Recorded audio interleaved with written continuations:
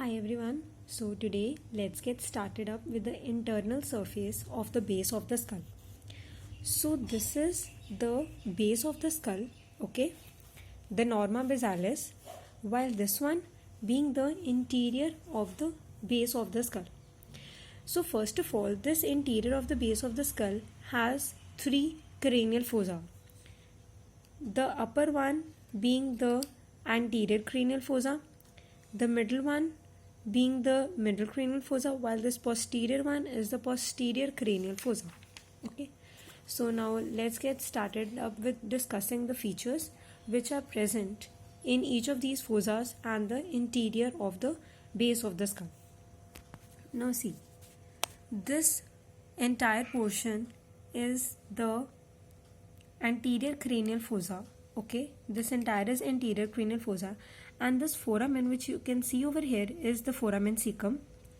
This entire part is the ethmoid bone. This is the cribriform plate of the ethmoid bone, while this is the crista galli. See, this is the crista galli. Okay, then over here on either side two openings will be present, and these two openings are the anterior ethmoidal canal, and over here also posteriorly two openings will be present which are the posterior ethmoidal canal. Here in this area these two openings, anterior and posterior ethmoidal canal, cannot be properly appreciated. Next, over here is present the frontal ear sinus. Okay, next, this which you can see is the lesser wing of the sphenoid bone. Okay, and over here on either side will be present the optic canal. This depression which you can see is the pituitary fossa or the hypophyseal fossa or the sella turcica. It is this hypophyseal fossa, it is in this hypophyseal fossa that the pituitary gland or the hypophysis cerebri is situated. Okay, now over here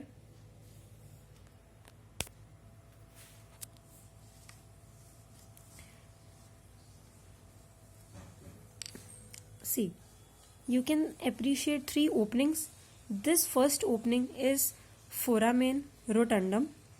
The second opening is foramen ovale, while the third, this small blind opening, is foramen spinosum. Here it is blind, but actually it is in the actual skull it is not blind. Okay, so these three openings can be remembered by the mnemonic as ROS, ROS. The first one being the foramen rotundum, the second opening being the foramen ovale. This is foramen ovale and this is foramen spinosum. Okay, this opening which you all can see is the foramen lacerum. Okay, and this is the apex of the petrous temporal bone. This entire is the petrous part of the temporal bone, and this one being the apex.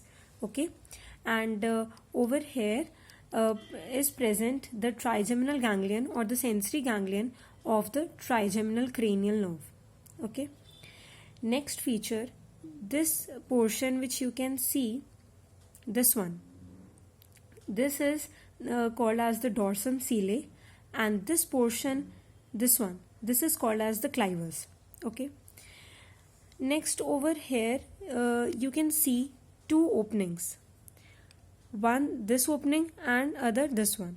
This opening is the jugular foramen, while this opening is the internal acoustic meatus. Okay, now this very large opening which you can see is the foramen magnum. Okay, so I would like to tell you the features of the foramen magnum. I mean, what all structures pass through the foramen magnum. So first of all, one thing to be remembered is that the foramen the foramen magnum has two compartments, the anterior compartment and the posterior compartment. Okay,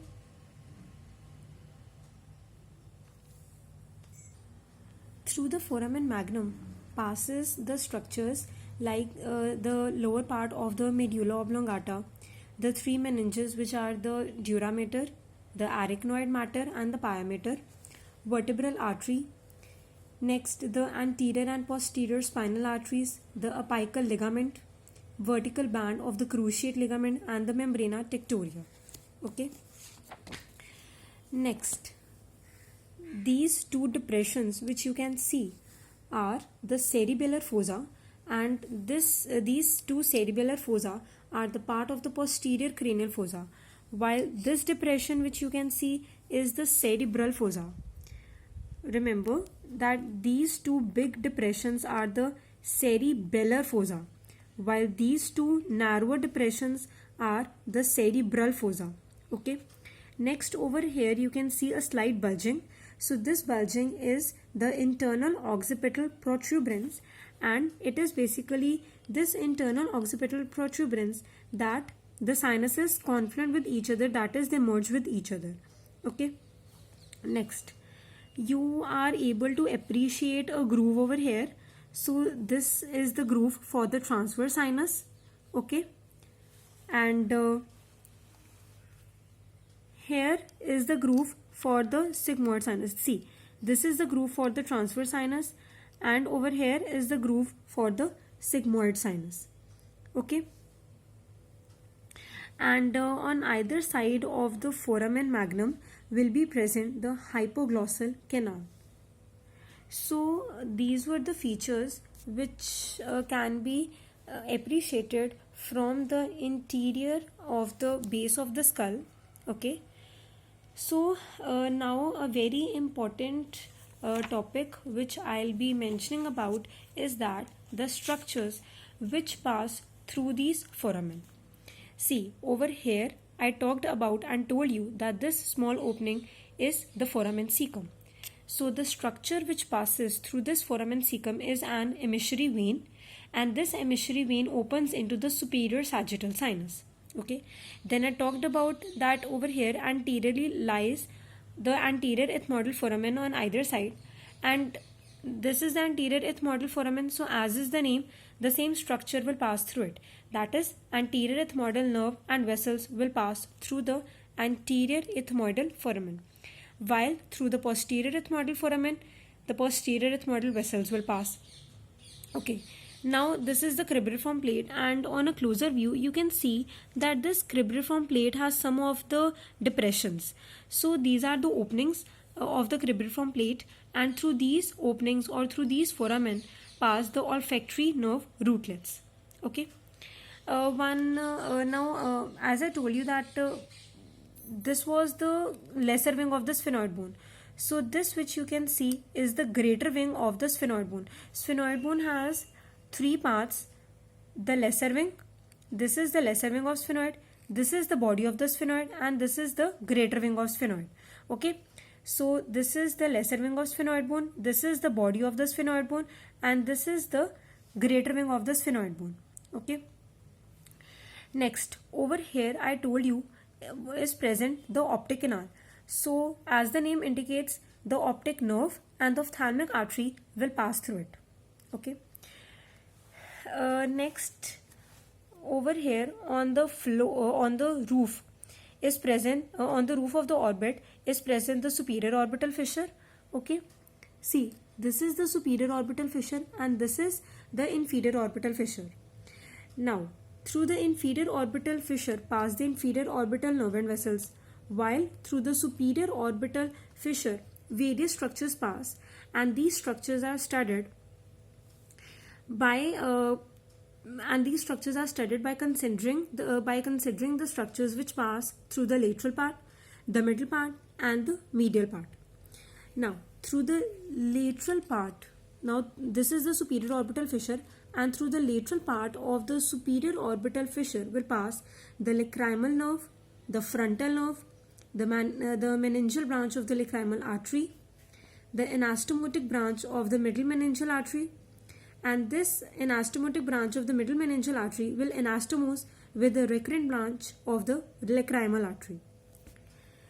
Through the middle part will pass the upper and the lower divisions of the oculomotor nerve, and through the medial part will pass the inferior ophthalmic vein.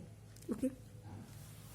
Next, I told you these three foramen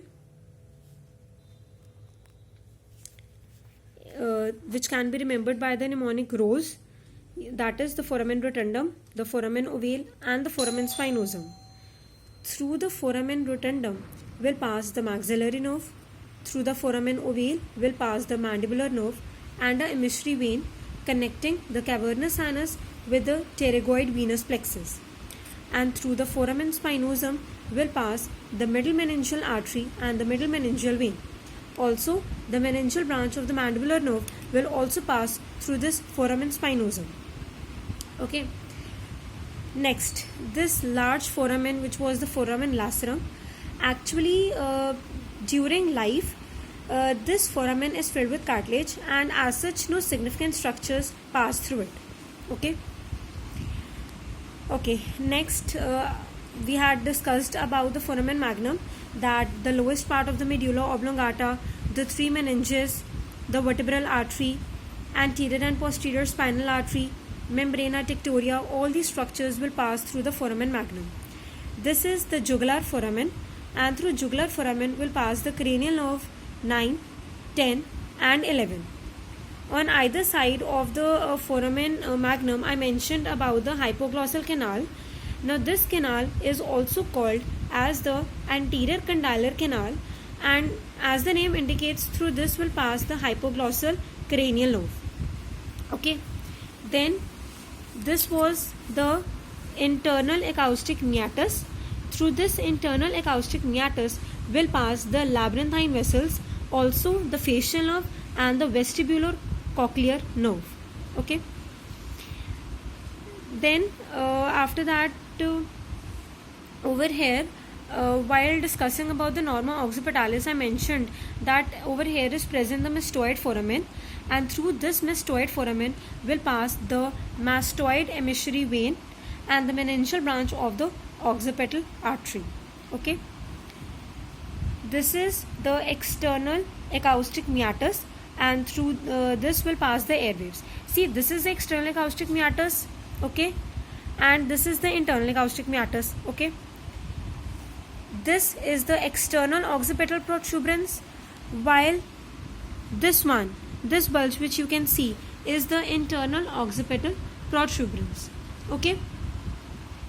So this was about the interior of the base of the skull. Okay. And one more thing which I would like to tell you, that if you see this region closely, so you would be able to appreciate a dotted line between these two compact tables. So this is basically what is called as the diploe, with spongy bone present or sandwiched between the two tables of the compact bone. Okay. So this was all about the interior of the base of the skull. Hope you liked my video, and also you all do subscribe to my channel, The Fundamental Studies, and also press on the bell icon for latest updates and notifications. And if you liked my video, so do press on the like button. Thank you.